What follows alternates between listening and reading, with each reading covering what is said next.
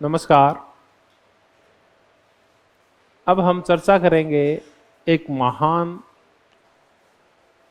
भारतीय दार्शनिक, एक महान भारतीय शिक्षक, एक महान भारतीय शिक्षाविद, जिनका नाम है रविंद्रनाथ टैगोर।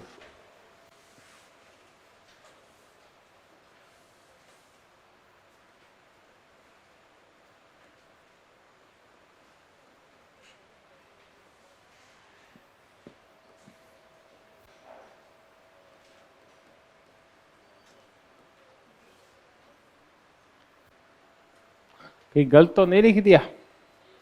ठीक, चलो। रविंद्रनाथ टैगोर मूलतः कोलकाता के ही थे, पश्चिम बंगाल या उस टाइम का बंगाल कह लो आप। और भाग्यशाली थे कि एक बहुत बड़े सामंत के घर पैदा हुए थे, और सामंत भी वो जो तात्कालिक समाज व्यवस्था के अकॉर्डिंग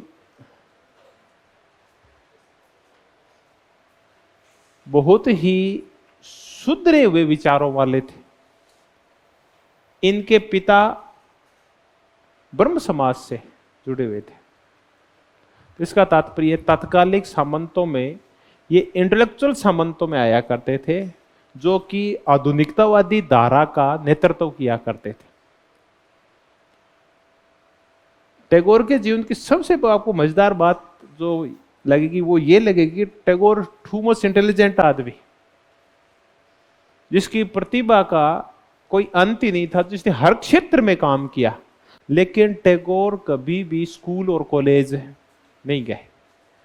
टैगोर की जितनी भी शिक्षा है वो सारी की सारी अनौपचारिक है, औपचारिक नहीं है। ऐसी अनौपचारिक शिक्षा या तो मुझे दिख रहा है कि रूसो की होगी, या ऐसी अनौपचारिक शिक्षा या फिर जेस मिल को दिलाई होगी उसके पिता ने, और या किसको मिली? रविंद्रनाथ टैगोर को। सारी पढ़ाई घर पे ही रह के निजी शिक्षकों के द्वारा इन्होंने की है। कोई अरबी सिखाने आता था, कोई पेंटिंग सिखाने आता था, कोई शिक्षक तो मैथ सिखाने आता होगा, कोई कविताएं सिखाने आता, कोई इंग्लिश सिखाने आता होगा, लेकिन थे प्रतिभावान व्यक्ति। टैगोर ये नहीं था कि अकेले इंटेलेक्चुअल थे या पढ़ने लिखने वाले ही थे, बल्कि टैगोर ने भारतीय राष्ट्रीय आंदोलन में भी बहुत बड़ा योगदान दिया है। 1905 का जो बंग भंग आंदोलन था उसमें भी उनकी भागीदारी थी। उसके बाद बड़ी घटना घटी 1919 में, जब जलियांवाला बाग कांड हुआ, तो टैगोर ने इसके विरोध स्वरूप अपनी नाइटहुड की उपाधि त्याग दी। तो एक तो कुछ घटनाएं याद रखें कि नाइटहुड की उपाधि जो उनको 1915 में मिली थी, उन्होंने 1919 के जलियांवाला बाग कांड के बाद त्याग दी। उसके बाद भी वो किसी न किसी रूप में तात्कालिक अंतर्राष्ट्रीय स्तर के ऊपर और भारतीय स्तर के ऊपर जितनी भी घटनाएं होती थी, चाहे वो मुख्य सामाजिक या राजनीतिक घटनाएं हो या सांस्कृतिक घटनाएं हो, उनकी योगदान या उनके विचार उन पर जरूर प्रकट होते थे। वो कुछ न कुछ लिखते ही रहते थे और बोलते ही रहते थे कुछ न कुछ। टैगोर को हम जब मूलतः याद करते हैं तो उनकी पुस्तक है जो 1910 में आई थी, और नाम है गीतांजलि।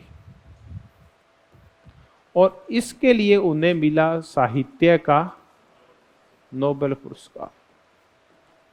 यह दरअसल ईश्वर और अध्यात्म के ऊपर लिखी गई पुस्तक है। अब देखिए, इस पुस्तक को नोबेल पुरस्कार मिला है, लेकिन मैंने आज तक इस पुस्तक को देखा नहीं। आपको बंगालियों में शरदचंद्र हुए, बंगालियों में बंकिम चंद्र हुए, ठीक है, और भी हुए हैं। इनके आपको ना नावल मिल जाएंगे घर घर, लेकिन रविंद्रनाथ की गीतांजलि नहीं मिलती, क्योंकि आम आदमी की समझ में नहीं आती। तो हो सकता है उन्होंने बाद के काल में तो लिखा, वो तो आम आदमी के लिए लिखा होगा, लेकिन गीतांजलि आम आदमी की अप्रोच से क्या है, बाहर की चीज है। और फिर मूलतः ये लिखी भी गई है, वो काय में लिखी गई? बंगाली, वैसे भी समझ में नहीं आती। फिर बंगाली से जब हिंदी वर्जन हो जाता है तो और गड़बड़ हो जाती है, इंग्लिश वर्जन में तो और ही ज्यादा गड़बड़ हो जाती है, क्योंकि अंग्रेज है वो तो बंगाली के शब्दों का बहुत अच्छा कोई वर्जन नहीं कर पाते। हिंदी तो फिर भी चलो थोड़ी बहुत हो जाती है, बंगाली से हिंदी तो इसलिए नहीं मिलती गीतांजलि। खैर उन्होंने ये भी लिखा है, एक नाटक लिखा था जिसका नाम क्या था, गोरा। ये गोरा है ना, मुझे आज तक समझ नहीं, ये तो मैंने पढ़ा था। वो एक लड़का है जो बाद में वो थोड़ा सा हो जाता है, क्या होता है वो सैद्धांतिक सा हो जाता है, वो दंड वंड लगाना और फिर धोती पहनना और वैसा हो जाता है वो क्या बोलते हैं ऐसे संत टाइप हो जाता है। अब वो कहीं ना पहुंचाता नहीं है, बीच में उस लड़के को राष्ट्रवाद से जोड़ जाड़ के गोल गोल सा करके इस नावल को छोड़ देते हैं रविंद्रनाथ टैगोर। ये गोरा कभी आप पढ़ना, लेकिन समझ में नहीं आता, ये इसका निष्कर्ष नहीं निकलता, मैं तो नहीं निकाल पाया। हाँ एक बार है ना मैंने रविंद्रनाथ टैगोर की एक कहानी पढ़ी थी। अब मैं आपसे ना एक मजेदार चीज साझा करता हूं, फिर करवाता हूं मैं टैगोर को। सब लोगों के ना किसी न किसी चीज का एक मनोवैज्ञानिक भय होता है, सबके ही होता है। मेरे वो मनोवैज्ञानिक भय है ना, वो है छोटे कमरे का। ऊंचाई का तो है ही है, छोटे कमरे का भी भय है। जब मैं बाथरूम में चला जाता हूं ना, तो मेरे को 20 बार याद आती है कि बाहर से कोई लोग नहीं कर दे। तो फिर मैं ये सोचता हूं कि अगर बाहर से किसी ने लॉक कर दिया तो मैं फिर प्लान करता हूं ये खिड़की है, इसको कैसे तोड़ूंगा, अगर दीवार तोड़नी पड़ी तो कैसे तोड़ूंगा, और अगर लात मार के गेट तोड़ना पड़ा तो टूटेगा कैसे। मेरे दिमाग में वो चालू हो जाता है। इसका तात्पर्य मुझे ना छोटे कमरे से क्या लगता है, डर लगता है। ये मनोवैज्ञानिक भय होते हैं, सब में होते हैं। किसी को पानी से लगता है, किसी को आग से लगता है, किसी को ऊंचाई से लगता है, मुझे उससे लगता है छोटे कमरे से। मैं एक बार मैंने इस भय को फिर फील भी किया, मेरे पसीने आ गए। मैं गया हुआ था देहरादून से ऊपर, बारिश हो रही थी अच्छी वाली, ठंड थी साथ में, हालांकि ये मौसम तो यही वाला था, लेकिन उस टाइम वहां ओलावृष्टि हो रखी थी उस दिन। तो मुझे ना, मैं ध्यान करने गया था कहीं, कोई विपश्यना का सेंटर था उसमें, तो हमें ना ध्यान करवा के सार्वजनिक रूप से सबका, फिर बोले आज आपकी एक ध्यान की नई पद्धति है, उसमें आप क्या करेंगे, अलग अलग कमरों में बैठ के ध्यान करेंगे। तो ऐसे करके ना होल बना हुआ है गोल, और उसके बाहर एक और पेरीफेरी बनी हुई है, और उसमें यहाँ क्या बने हुए हैं, छोटे छोटे कमरे। ये घूमने की जगह, ये वाले छोटे छोटे कमरे हैं जिसमें आप बैठ सकते हो, और ये जगह है बीच में घूमने की। ये कमरा है, एक ये कमरा है। अब इस कमरे के पीछे क्या है, बहुत ऊपर जाके क्या है, एक खिड़की है। आप सिर्फ इतना ही आते हो कि आप पलाथी मार के उसमें बैठ जाओ, फिर वो आपके आगे से क्या कर देते हैं, वो बंद कर देते हैं आपको। मैंने शोर मचाना शुरू कर दिया, वो मेरे को निकालो। फिर तो मैंने देखा उस खिड़की की तरफ, वो खिड़की थी इतनी ऊपर, मेरे पास ऐसा कोई साधन नहीं है कि मैं कहां तक पहुंच पाऊं खिड़की तक। वो पीछे जो अलमा रखी हुई थी बाहर बारी, अब गेट भी लकड़ी का था, तो मैंने बुड़ बुड़ बुड़ बुड़ बजाना शुरू। वो भाग के आया, मेरे पसीना आ रहा, वो क्या हुआ, मैं मरूंगा इस पे। बोले ऐसे कैसे मरेगा यार, बैठ तो सारे बैठे ना, ये तो नहीं मर रहे। वो मैं तो मरूंगा यार, मैं तो नहीं बैठूंगा। उसके बाद मैं उस कमरे में कभी गया ही नहीं। ऐसी मैं रविंद्रनाथ टैगोर की मैं कहानी पढ़ रहा था, उस कहानी ने फिर ना कई दिन तक मुझे सोने नहीं दिया। वो एक व्यक्ति है, एक उसका बेटा है। तो व्यक्ति है ना, वो धन का अत्यंत लालची, अत्यंत लालची। तो वो अपने बेटे की जो मूल आवश्यकताएं वो भी पूरी नहीं करता।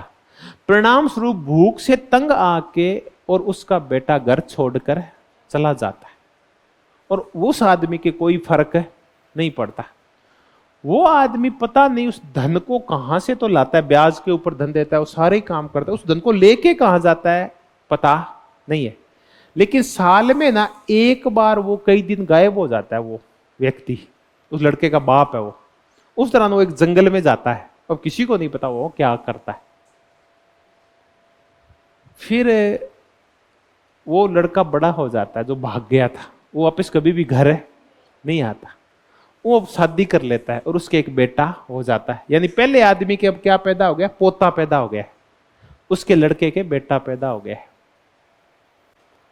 तो एक दिन वो क्या करता है, एक लड़के को उठाता है, छोटे से लड़के को, और उठा के और उसको जंगल में ले जाता है, उस छोटे बच्चे को, और ले जाके, और वो क्या करता है, जंगल में उसने एक तय खाना बना रखा है, उस तय खाने में उसका खजाना पड़ा है, वहां वो यज्ञ पूजा करता है और उस बच्चे के हाथ पांव बांध के और वहां उसको डाल देता है। और उसके बाद खजाने का बाहर से क्या कर देता है, गेट बंद कर देता है। उसको किसी ने यह कहा था कि अगर तू ऐसी बलि देगा ना तो तेरा खजाना हमेशा के लिए क्या हो जाएगा, सुरक्षित हो जाएगा।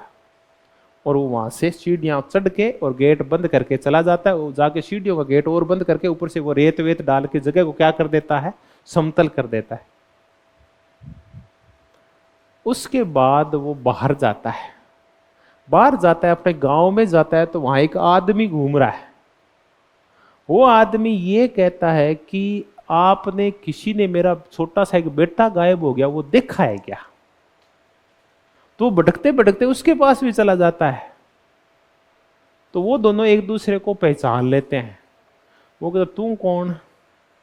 कि मैं तेरा बेटा। का तू कौन? का मैं तेरा बाप। कि आज कैसे आया, तेरा आज कैसे याद आई तेरे को? ऐसा ऐसा करके मेरा कौन गायब हो गया है, मेरा बेटा गायब हो गया है। वो बूढ़ा वही खड़े खड़े ही मर जाता है। पहले पागल होता है, उसे दौरे पड़ते हैं, फिर वो मर जाता है।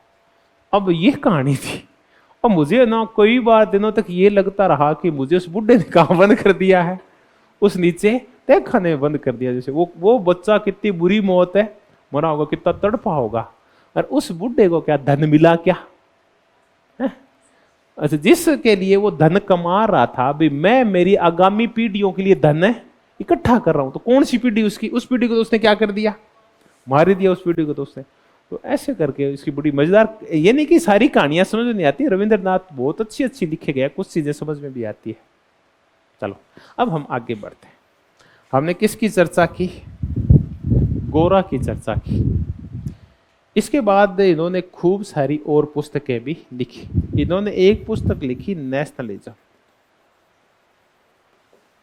राष्ट्रवाद के ऊपर लिखी। एक पुस्तक लिखी साधना, एक लिखी क्रिएटिव यूनिटी। ये कुछ 4-5 किताबें तो याद ही कर लेना। एक महत्वपूर्ण पुस्तक लिखी रिलीजन ऑफ मैन।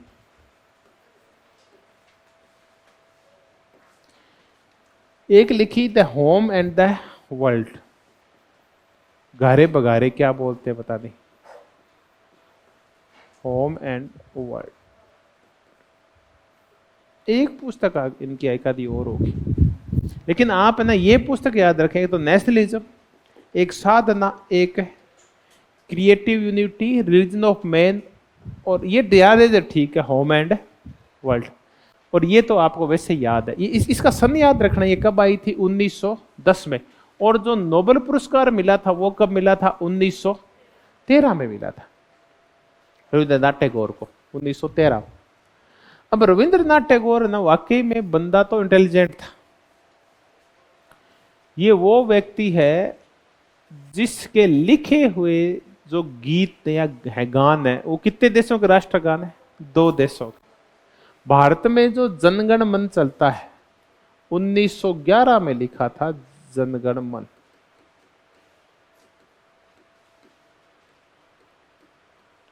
अब ये किस लिए लिखा हो गया, इसके ऊपर कई बार क्या छिड़ जाती है, बहस छिड़ जाती है। जनगण मन अधिनायक जय है, भारत भाग्य,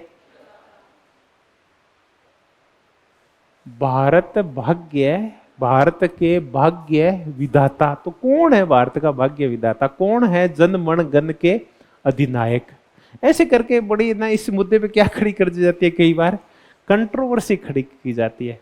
तो कई बार तो ऐसे लगता है कि किसके लिए लिखा गया है? अंग्रेजों के लिए लिखा गया है, कई बार ये लगता है। तो कई बार इसके ऊपर बहुत सारे विवाद हुए, जनगण मन को लेके इसके मन माफिक अर्थ लगाए गए। चलिए छोड़ते हैं। जनगण मन के बाद एक है बंगाल का, यानी बांग्लादेश का एक राष्ट्रगान और है, अमार सोनार बांग्ला, हमारा सुंदर बांग्लादेश। इस या बांग्ला में बंगाल के ऊपर लिखा, बांग्लादेश में क्या है उस बंगाल पे लिखा गया था, अमार सोनार बांग्ला। तो बांग्लादेश का राष्ट्रगान भी किसका लिखा हुआ है? रविंद्रनाथ टैगोर का लिखा। अब हम टैगोर में, मैंने कहा आप इस पुस्तक को याद रखना, नेशनलिज्म को, गीतांजलि है और रिलीजन ऑफ मैन, ये 2-3 किताबें तो आप जरूर याद रखना। अब हम टैगोर के विचारों को जानना आरंभ कर देते हैं।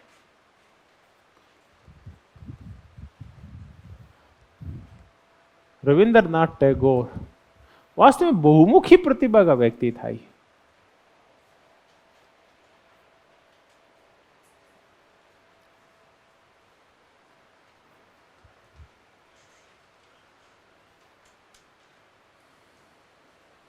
रविंद्र संगीत, रविंद्र का साहित्य सब चलता है बंगाल में, रविंद्र संगीत ही बहुत फेमस है। सबसे पहले करते हैं हम इसका कि इसकी फिलोसफी क्या थी, दर्शन क्या था इसका, इसकी चर्चा कर लेते हैं। ये दरअसल एकेश्वरवादी था।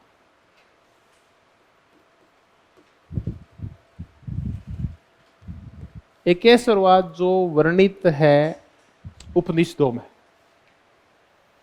उसका था ये कि इस संसार में कितना ईश्वर है, एक ये अनाम है, अज्ञेय है, वो वाला ईश्वर है। ये एकेश्वरवादी था। ये आत्मावादी कह लो या ये अद्वैतवादी था। अद्वैतवादी का तात्पर्य ये है कि ईश्वर और आत्मा और विभिन्न आत्माएं अलग अलग नहीं है, बल्कि सारे क्या हैं, एक है। ये आत्मा हर जगह पाई जाती है, चाहे पेड़ हो, पौधे हो, गड़गड़ाती बिजली हो, चांद हो, चाहे तारे हो, सब में क्या पाई जाती है, एक आत्मा पाई जाती है। तो ये आत्मवादी था। ये प्रकृतिवादी था। और प्रकृतिवादी होने के साथ साथ ये मानववादी भी था। ये प्रकृतिवादी और मानववादी, प्रकृतिवादी वो होते हैं जिनको जो आनंद की अनुभूति होती है वो किससे जुड़ के होती है, प्रकृति से। वो कहते हैं प्रकृति और मनुष्य का जो संबंध है वो मालिक का और दास का नहीं है। प्रकृति सिर्फ मनुष्य के भोग के लिए नहीं है, बल्कि चाहे वो नदियां हैं, झरने हैं, चाहे वो फूल गुलाब है, चाहे वो पेड़ पौधे हैं, कुछ भी हैं, चाहे हरियाली है, उसका सबका भी, उसका भी अस्तित्व है। तो आदमी को इस प्रकृति से जुड़ के रहना चाहिए, इसका मालिक बनने के प्रयास नहीं करने चाहिए। तो प्रकृति के साथ सामंजस्य बिठाकर चलना चाहिए व्यक्ति को, कि इससे ना उसकी आनंद की ना वो ज्यादा वृद्धि हो जाएगी, क्योंकि उसकी जो सोच है ना वो बहुत ज्यादा व्यापक हो जाएगी। जब बुल्ले शाह जैसे लोग जब चलते हैं तो वो क्या करते हैं, अपना घाघरा उठा लेते हैं जब वो फूलों की क्यारी में जाते हैं। वो किस लिए, कि ताकि किसी भी पौधे का फूल है उसके चोट नहीं पहुंच जाए। जब आपके विचार इतने व्यापक हो जाते हैं कि जब कण कण में आत्मा महसूस करने लगते हैं, तो इसका तात्पर्य आप क्या हैं, अब प्रकृतिवादी हो गए हैं। प्रकृतिवादी के साथ और क्या क्या थे, ये मानववादी। आदमी भी महत्वपूर्ण है लेकिन प्रकृति भी कम महत्वपूर्ण नहीं है, ये प्रकृतिवादी थे। फिर हम कहते हैं कि ये बुद्धिवादी थे। ये अब बुद्धिवादी, और इसका मैं अगेंस्ट शब्द लिखूंगा, वो होता है अनुभववादी। अब आपको ये दोनों बताने पड़ेंगे, पर बुद्धिवादी और अनुभववादी। अब बताओ इनमें क्या फर्क है। एक है रैशनलिस्ट और एक है एक्सपीरियंस, नहीं वो उसको क्या बोलते हैं, देखो इंपीरियलिस्ट। इन दोनों में क्या अंतर होता है बताओ आप। बुद्धिवादी वो होते हैं कि जो ज्ञान होता है वो पहले से ही हमारी अंतः प्रज्ञा में विराजित होता है, पहले से हमारे मस्तिष्क में होता है। होता क्या है कि बाद में जैसे जैसे हम आगे बढ़ते जाते हैं, हमारे अज्ञान का आवरण हटता जाता है और हमें चीजें स्पष्ट होने लगती है। तो ये है बुद्धिवादी, कि बाहर से कुछ नहीं आता, सब कुछ अंदर ही है। तब भी हम कहते हैं कि ये कबीर है, इन सबको सुनो। ये क्या कहते हैं कि तू बाहर क्यों ढूंढ रहा है, सारा कुछ कहाँ है, तेरे अंदर ही है। तेरे अंदर राम बैठा है, तेरे अंदर कृष्ण बैठा है, तेरे अंदर ही रावण बैठा है। बस उस रावण को मारना और उस राम को पहचानना। तो ये सारी पहचान है कहाँ, हमारे अंदर ही है। हम चीजों को कहाँ खोजते रहते हैं, बाहर खोजते रहते हैं। तब वो कहते हैं कि ये सारे जो कहते हैं, क्यों तुम गंगा जी जा रहे हो, क्यों तुम माला जप रहे हो, ठीक है, अब तो अपना हृदय साफ कर लो, सारी चीजों की अपने आप ही प्राप्ति हो जाएगी। वो कौन होते हैं, बुद्धिवादी होते हैं। बुद्धि मिलती है सब चीजों से, अपने आप ही अंत्य प्रज्ञा पहले से होती है। दूसरे कौन होते हैं कि वो कहते हैं ज्ञान बुद्धि में नहीं होता, ज्ञान तो कहाँ से आता है, बाहरी एक्सपीरियंस से आता है। तो ये अनुभववादी नहीं थे, बल्कि क्या थे, बुद्धिवादी थे। तो हमने इनका दर्शन किया। ये एकेश्वरवादी थे, एक ही ईश्वर की पूर्ण सत्ता को, उसी को माना करते थे। आत्मवादी थे, अद्वैतवाद में विश्वास करते थे। प्रकृतिवादी थे और बुद्धिवादी थे।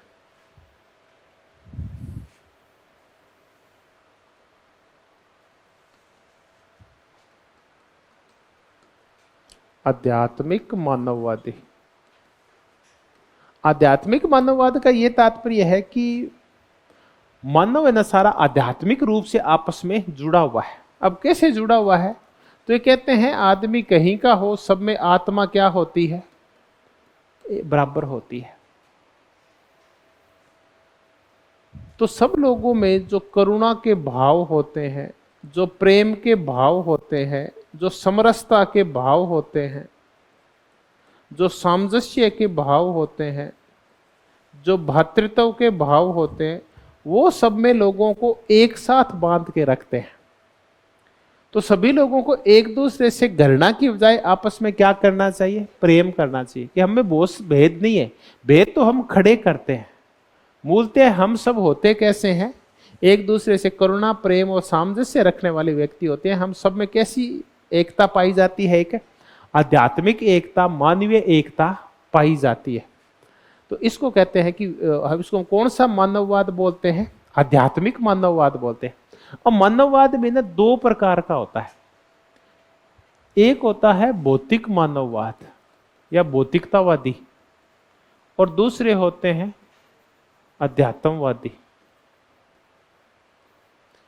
ये कहते हैं कि मानव के जो सुख का आधार है वो कौन से पदार्थ है।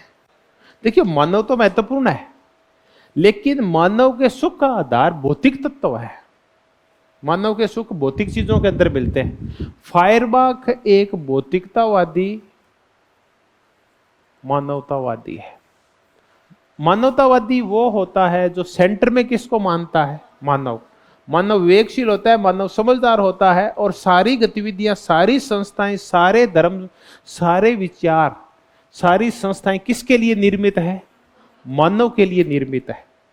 अब आ गई जितने भी भौतिक पदार्थ है उन सब को किसके कल्याण के लिए है, मानव के कल्याण के लिए। दूसरे कौन से होते हैं, अध्यात्मवादी। वो कहते सुख भौतिक चीजों में नहीं मिलता, सुख किस में मिलता है, अध्यात्म में। तो ज्ञान है, सहयोग है, सामंजस्य है, करुणा है, ये सारे भाव हर एक व्यक्ति में होने चाहिए, तभी व्यक्ति सुख पाएगा। तो ये किसी की बपोती नहीं है, ये सबके होते हैं। तो सुख का आधार भौतिक चीजें नहीं है, बल्कि कौन सी चीजें हैं, आध्यात्मिक चीजें हैं। अब ये सुख मिलेगा कैसे, मुद्दा तो ये है। तो वही बात है जो हम ग्रीन में पढ़ते हैं। ग्रीन कहता है कि राज्य क्या करेगा, नैतिकता का निर्माण नहीं करता, वो व्यक्ति को अच्छा नहीं बताता। वो तो व्यक्ति के अच्छा बनने के मार्ग में जो क्या आती है, बाधाएं आती है, तो उनको दूर करता है। तो मैंने आपको TH ग्रीन करवाया था, थॉमस हिल ग्रीन। तब क्या करवाया था, राज्य बाधाओं में बाधक है। तो राज्य क्या करेगा, व्यक्ति में ये भाव भरेगा। अब ये भाव भरते क्यों नहीं आदमी, बताओ, आदमी के मन में ये बातें क्यों नहीं आती। एक भूखे अशिक्षित व्यक्ति के मन में ये बातें नहीं आती, एक मजदूर के मन में ये बातें नहीं आती। तो एक व्यक्ति के मार्ग में जो बाधाएं आती है उनको दूर करके अगर व्यक्ति को ऐसा बना दिया जाए तो उसकी आत्मा में आनंद भर जाएगा, और फिर वो सबके साथ अपना सामंजस्य महसूस करेगा, पूरी मानवता के साथ। इसको हमने क्या कहा, आध्यात्मिक मानववाद का। कि देखिए हित तो मानव का ही महत्वपूर्ण है, सेंटर में तो वही है, लेकिन उसके सुख का आधार भौतिक तत्व नहीं है, बल्कि नैतिक और कौन से तत्व है, आध्यात्मिक तत्व है। अब एक विचार का हमारे पास और है, अरविंदो घोष। अरविंदो घोष की एक थ्योरी है महामानव थ्योरी, जिसको हम बोलते हैं सुपरमैन थ्योरी। ये नीत्शे से आई हुई है। किससे? नीत्शे की है सुपरमैन थ्योरी। वो किससे ले ली है उसने? वो ले ली है अरविंदो घोष ने। अरविंदो घोष कहता है कि एक व्यक्ति में इतनी क्षमताएं होती है कि वो मानवीय चेतना से बाहर जाके और देवीय चेतना को भी प्राप्त कर सकता है। इसका तात्पर्य है कि ये एक व्यक्ति मानवीय चेतना से बाहर जाके और कौन सी चेतना प्राप्त कर सकता है? देवीय, डिवाइन कॉन्शियसनेस प्राप्त कर सकता है। अब आप देखिए, डिवाइन कॉन्शियसनेस किस में थी? डिवाइन कॉन्शियसनेस थी राम में, और डिवाइन कॉन्शियसनेस देवीय चेतना किस में थी? कृष्ण में थी। एक मानव की चेतना से लाख गुना, करोड़ गुना उच्च चेतना जिन लोगों में पाई जाती है, उनको हम क्या बोलते हैं? महामानव बोलते हैं। और ऐसे महामानवों में हम दो भारतीय महामानवों की चर्चा करते हैं, राम की और कृष्ण की। तो अरविंदो घोष बोलता है कि अगर आदमी प्रयास करे और उसको सही तरीके से वो चले, तो वो कौन सी चेतना प्राप्त कर सकता है? वो देवीय चेतना प्राप्त कर सकता है। अब ये क्या हुआ? ये चेतना है, इसका ये मानिए कि ये काल्पनिक हो गया है मुद्दा। भाई हम हजारों सालों के इतिहास में हमें नहीं पता वो वास्तविकता है या नहीं है। हम दो चरित्र गढ़ पाए हैं जिनको किसी ने देखा नहीं है, एक राम का और एक कृष्ण का। क्या वास्तव में ऐसे आदमी गढ़े जा सकते हैं क्या? कहीं ऐसा तो नहीं है कि ये प्लेटो के दार्शनिक राजा हो? ऐसा भी तो हो सकता है ये प्लेटो के दार्शनिक राजा हो। तो देखिए, एक तरफ अरविंदो घोष का महामानव है और दूसरा है टैगोर का आध्यात्मिक मानव। आध्यात्मिक मानव के जो गुण होते हैं, प्रेम है, करुणा है, उसके तो साक्ष्य है। बुद्ध था, ठीक है, ईसा मसीह था, महावीर स्वामी था, गुरु नानक देव था, कबीर था। ये सारे के सारे कौन से थे? आध्यात्मिक मानव थे, जिनमें प्रेम, करुणा, समरसता, भातृत्व के भाव, त्याग भरे पड़े थे। तो टैगोर का जो आध्यात्मिक मानव है वो व्यवहार में बन सकता है, लेकिन क्या नहीं बन सकता? अरविंदो घोष का महामानव नहीं बन सकता। तो हमने एक और देखा, टैगोर का आध्यात्मिक मानववाद देखा।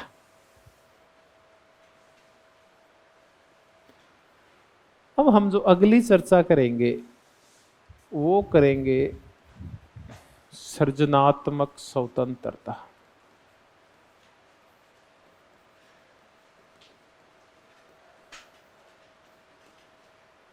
Creative freedom.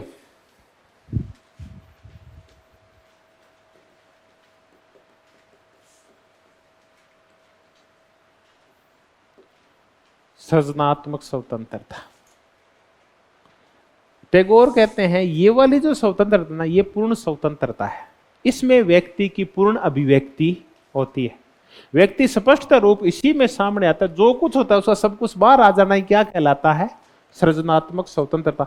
किसी भी व्यक्ति का अपने आत्म पूर्णता को प्राप्त कर लेना, अपने आप की पूर्ण अभिव्यक्ति कर देना, क्या कहलाती है? सृजनात्मक स्वतंत्रता कहलाती है। ये कहते हैं टैगोर की अस्तित्व ना दो प्रकार का होता है। एक अस्तित्व होता है भौतिक अस्तित्व, और एक होता है आध्यात्मिक अस्तित्व।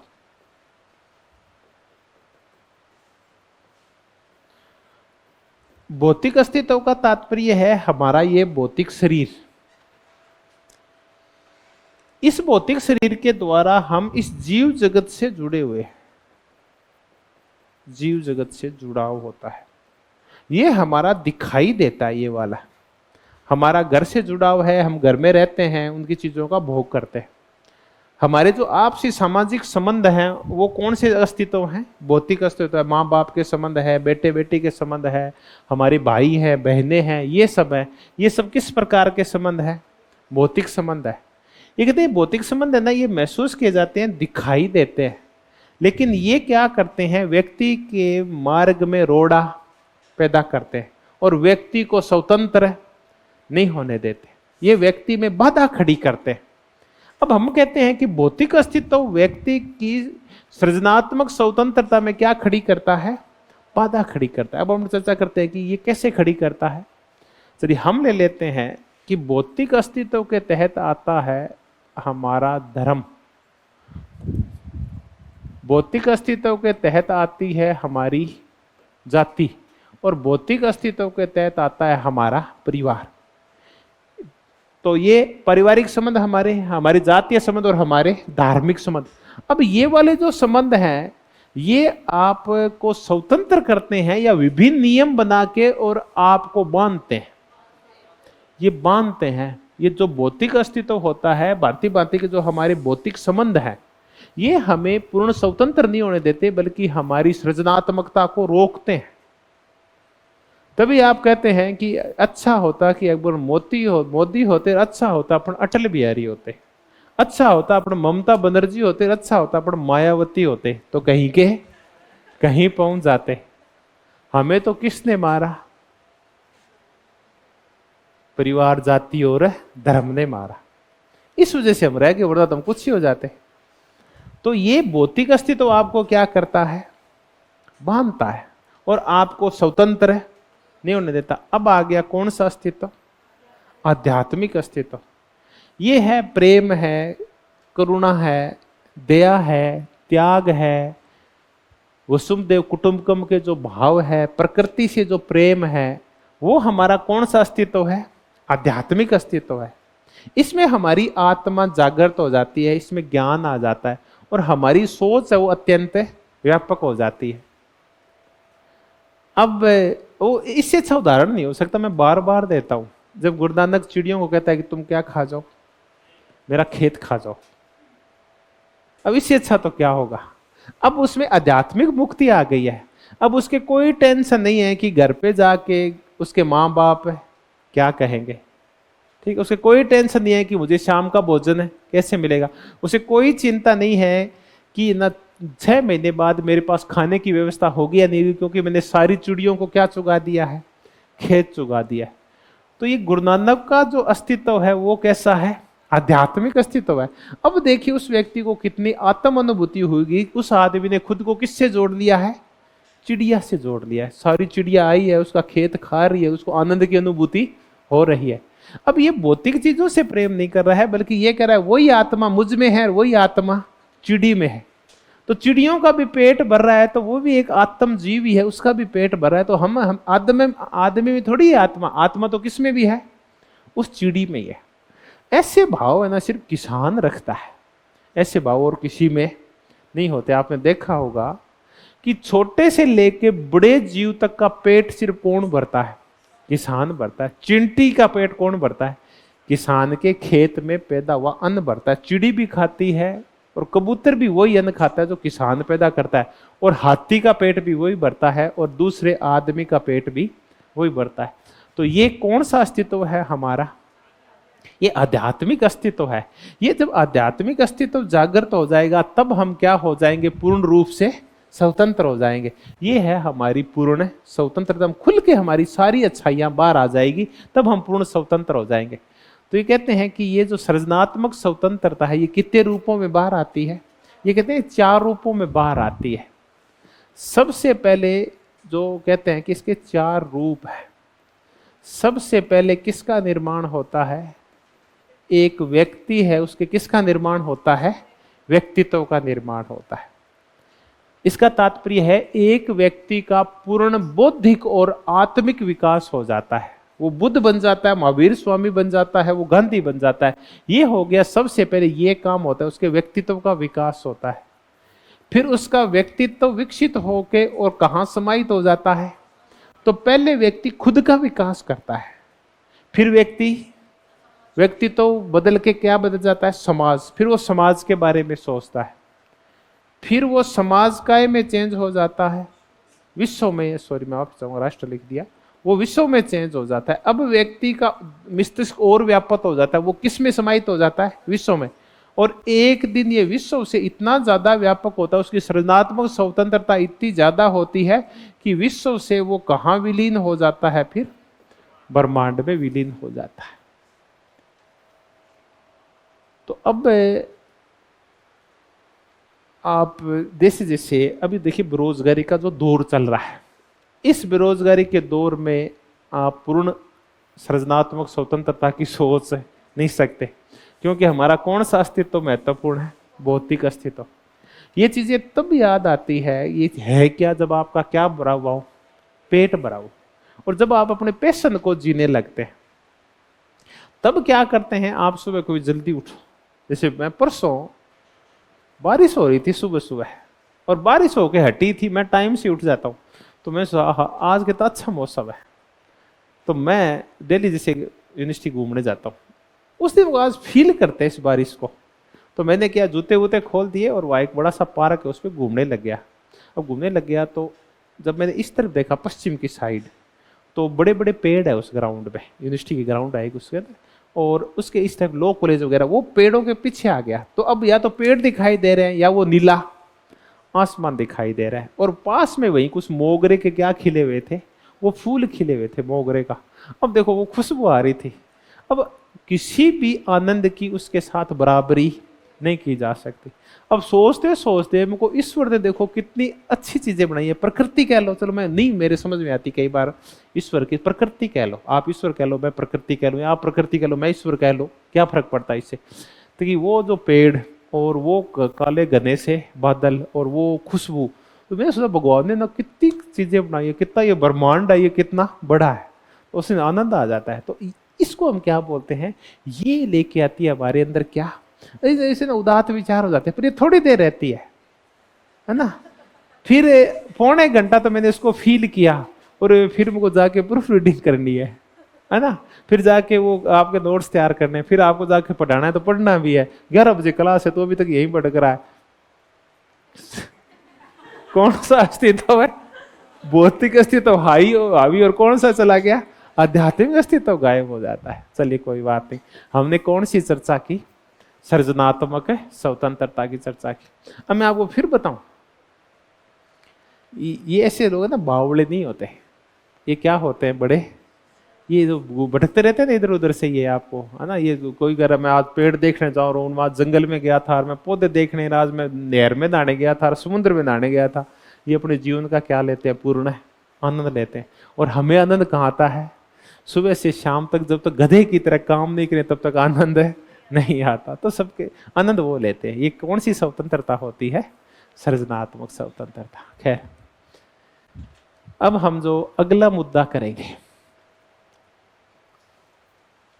टैगोर की हमने दर्शन की चर्चा की कि एकेश्वरवादी थे, आत्मवादी थे, हर एक चीज में क्या खोजते थे? आत्मा का वास होता है, चाहे निर्जीव हो और चाहे चीजें सजीव हो। तो कण कण में हम कहते हैं आत्मा का वास है, वो यही वाला मुद्दा है। ये क्या है? प्रकृतिवादी, जो भी हम चर्चा कर रहे थे। और ये कौन थे? अनुभववाद की बजाय बुद्धिवादी थे। अब क्या है? ये टैगोर है। ये करुणा, प्रेम, समरसता, सामंजस्य, भातृत्व, ये सारी चर्चाएं करते हैं। ये कौन सा मानववाद है? आध्यात्मिक मानववाद है। उसके बाद कौन सी स्वतंत्रता? सृजनात्मक, क्रिएटिव फ्रीडम। ये कैसे आती है? भौतिक अस्तित्व की बजाय ये कहाँ आती है? जब हमारा अस्तित्व क्या हो जाता है? आध्यात्मिक हो जाता है। हमारे विचार आते तो उदार और व्यापक हो जाते हैं। और हमारे विचार किस में विलीन हो जाते हैं? जब ब्रह्मांड तक पहुंच जाते हैं, सबको हम अपना मानने लगते हैं, तब हमें इस आनंद की अनुभूति होती है। ये कभी कभी ये कोई गीत वीत गाते होंगे, इनको होती होगी ये बहुत अच्छे जो पेंटर होते हैं, ये जो बहुत अच्छे गायक होते हैं, बहुत अच्छे संगीतकार होते हैं ना, ये ऐसे होते हैं। जैसे कभी आप ना बेज्जू बावरा, अब आप बताओ, एक था तानसेन और एक था बेज्जू बावरा, इन दोनों में सृजनात्मक स्वतंत्रता किसके पास थी? एक फिल्म है बहुत ही सुंदर, तो जिस दिन आप माथाफोड़ी करो, गेम तो मैं उम्मीद करता हूं कोई नहीं खेलता होगा आप में से, वो तो चले गए, गेम थोड़ी खेलता आप कंप्यूटर के ऊपर खटपट करने वाला नहीं खेलता कोई भी, थोड़े बहुत खेलते हो क्या? लूडो मत खेला गया। इसकी बजाय एक दिन एक फिल्म देखना, क्या नाम बताया मैंने? बेज्जू बावरा। आप वो फिल्म देख के आनंद आ जाएगा। बेज्जू बावरा, देखिए तात्कालिक रूप से ना, अब इतिहास मुझे पता नहीं मिथक है या सच्चा है, दो एक ही गुरु के दो चेले हैं, एक है तानसेन और एक है बेजू बावरा। दोनों ही बहुत ही अच्छे संगीतकार थे। तानसेन सेवा दिया करता था अकबर के दरबार में और नवरत्न था अकबर का, और बेजू बावरा था वो गलियों में गाता हुआ फिरता था। तो उस दिन देखना बेजू बावरा कितना सुंदर गाता है, आपको आनंद आ जाएगा। तो मैं कह रहा था कि भौतिक अस्तित्व तो अच्छा किसका था, तानसेन का, क्योंकि राज दरबार में रहता था और बहुत ही उसके ऊपर रोज अकबर की कृपा हुआ करती थी पैसे की। और आध्यात्मिक रूप से स्वतंत्र कौन था, बेजू बावरा, वो अपनी मौज में गाता था। और तानसेन को गाना पड़ता था अपनी मौज के लिए नहीं बल्कि अकबर के लिए गाना पड़ता था। तो ये हम कौन सी स्वतंत्रता की चर्चा कर रहे हैं, सृजनात्मक स्वतंत्रता की। अब हम जो अगली और चर्चाएं करेंगे उसमें हम करेंगे इतिहास का सामाजिक निर्धारण।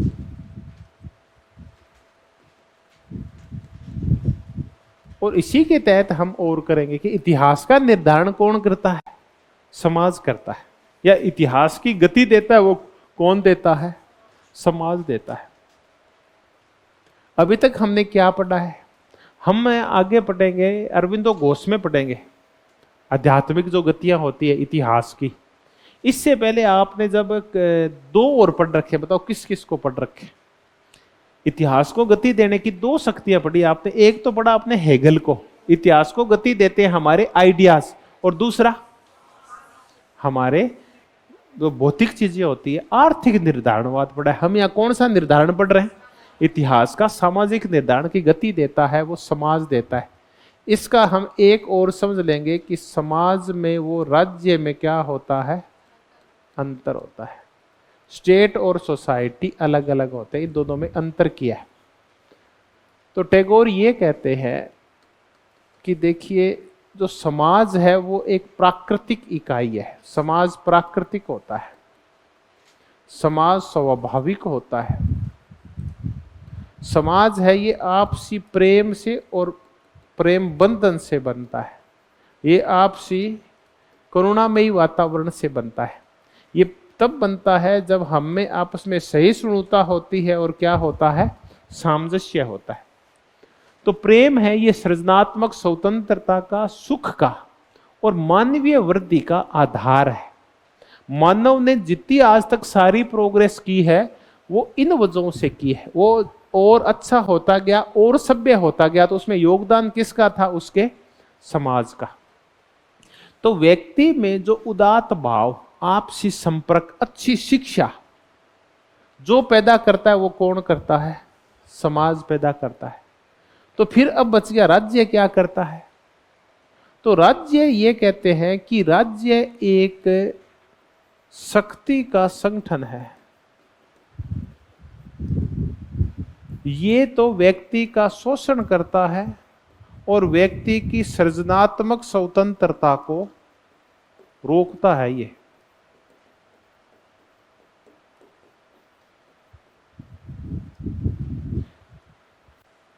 तो कौन सा संगठन खतरनाक है, राज्य। तो क्या राज्य को खत्म कर दें क्या, नहीं, वो ऐसा भी नहीं मानते थे।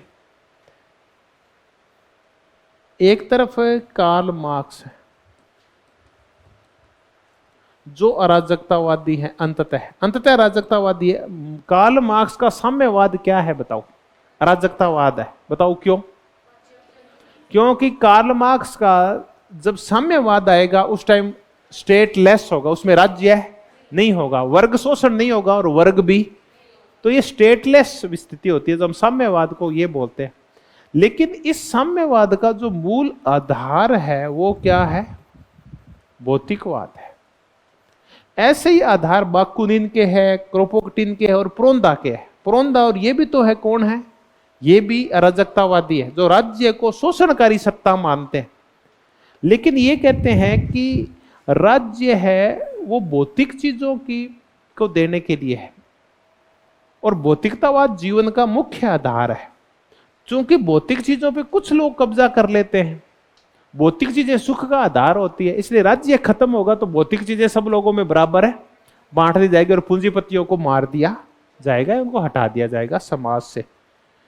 दूसरी तरफ टैगोर है ये कहते हैं कि देखो राज्य को समाप्त करने की आवश्यकता नहीं है, जरूरत इस बात की है कि राज्य की शक्ति का क्या कर दिया जाए, शक्ति का फैलाव कर दिया जाए, और राज्य की शक्ति को क्या कर दिया जाए, कम कर दिया जाए। शक्ति के फैलाव का तात्पर्य ये नहीं है कि शक्ति और बढ़ा दी जाए, इनका तात्पर्य शक्ति का विकेंद्रीकरण कर दिया जाए। अभी राज्य के पास सारी शक्ति क्या हो गई है, केंद्रित हो गई है। अब राज्य की शक्ति जैसे ही बंटेगी ना तो अपने आप ही कमजोर हो जाएगी, वो और विभिन्न संस्थाओं को सौंप देनी चाहिए, तब फिर क्या होगा, राज्य की शक्ति कम होगी। तो फिर ये कहते हैं ये कैसा होगा, तब ये कहते हैं क्या लाना पड़ेगा, प्रत्यक्ष प्रजातंत्र ले आओ। आप डायरेक्ट डेमोक्रेसी ले आओगे तो राज्य की शक्तियों पे बहुत सारे प्रतिबंध लग जाएंगे।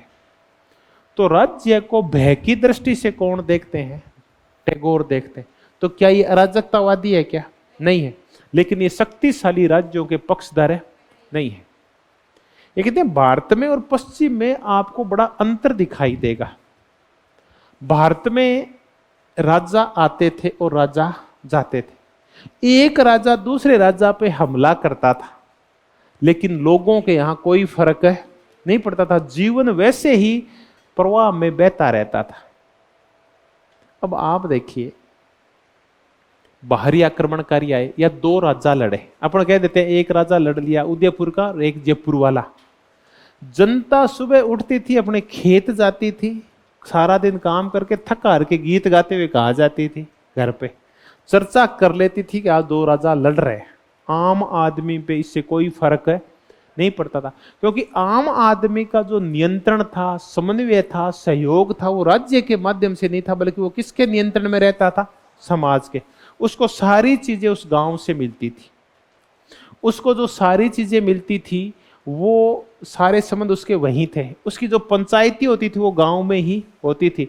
तो जितनी भी गतिविधियां थी, अपराध थे, दंड थे, बहुत चीजें थी, वो सारी उसी गांव में, उसी समुदाय में, उसी समाज में मिल जाती थी। तो उसके प्रेम की भरपाई, उसकी नैतिकता की भरपाई, उसके संबंधों की भरपाई, उसकी भौतिक चीजों की भरपाई सारी कहाँ होती थी, उसी एक गांव में हो जाती थी। तो राज्य आते रहते थे, साम्राज्य आते और जाते रहते थे, राजा आते और मरते रहते थे, जनता पे कोई फर्क नहीं पड़ता था, वो वैसे ही अपनी मस्ती में मस्त रहती थी हजारों सालों तक। यूरोप में ऐसा नहीं था।